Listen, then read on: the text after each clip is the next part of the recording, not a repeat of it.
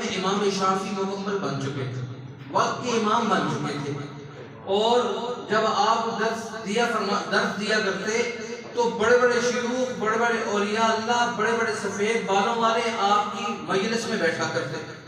کہتے ہیں 13 سال کی عمر میں ایک دفعہ امام محمد رحمۃ اللہ علیہ کے پاس گئے، کہنے لگے کہ میں نے ایک کتاب آپ سے پڑھنی ہے. فرمایا بھائی میرے پاس تو وقت نہیں ہے، ایک علاقے میں درس دیتا تھا، اب دوسرے علاقے کے لوگ آئے ہیں اور وہ کہہ رہے ہیں کہ آپ نے ہمیں وقت دینا ہے، اب میرے پاس وقت نہیں. اس گاؤں کے لوگ آئے، کہنے لگے حضرت آپ کے لیے ہم سواری لے کر آئیں گے، آپ اس سواری پر بیٹھے، جتنا آپ پیدل چل کر آتے ہیں اتنا جو ہے کہ وقت ہمیں درس کے لیے دے دیں تاکہ ہمیں آپ سے فائدہ ہو جائے، اور جب آپ کا درس ختم ہوگا سواری تیار ہوگی آپ کو پھر دوبارہ ادھر لے آئیں گے. امام محمد رحمۃ اللہ علیہ نے اس عمل کو شروع کر دیا. امام شافعی رحمۃ اللہ علیہ پہنچ کے حضرت میں نے یہ کتاب آپ کے پاس پڑھنی ہے.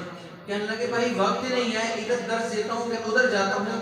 امام شافعی رحمۃ اللہ علیہ نے فرمایا حضرت یوں ہے، آپ جب گھوڑے پر بیٹھیں گے، سواری پر بیٹھیں گے، اس گاؤں کے لیے جائیں گے تو آپ سواری پر بیٹھے رہیں، میں آپ کے ساتھ بھاگتا چلا جاؤں گا، اس وقت میں آپ مجھے سبق پڑھا دیں، اس دورانیے میں سبق پڑھا دیں، آنے اور جانے میں مجھے سبق پڑھا دیں. امام شافعی امام بن چکے تھے لیکن علم کا ذوق اور شوق ایسا تھا کہ اس حال کے اندر بھی وہ علم حاصل کر رہے ہیں اور سواری کے ساتھ بھاگ بھاگ کے جا رہے ہیں اور علم حاصل کرنے کے لیے جا رہے ہیں.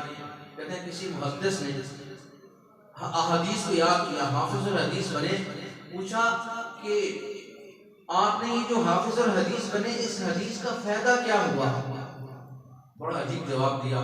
کہنے لگے جب کا میں نے ان کو یاد کرنا شروع کیا، جب کا میں نے اس کو اوڑھنا بچھونا بنانا شروع کیا، اس کے بعد اللہ کا اتنا انعام ہے کہ ہفتے میں 2-3 دفعہ مجھے رسول اللہ صلی اللہ علیہ وسلم کی زیارت ہوتی ہے.